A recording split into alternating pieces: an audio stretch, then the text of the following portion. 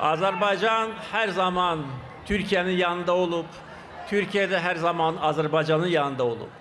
Ve bugün Azerbaycan Mahallesi'nin açılışında əziz kardeşimle birlikte iştirakım bir daha bizim birliğimizi, dostluğumuzu tezahür edir.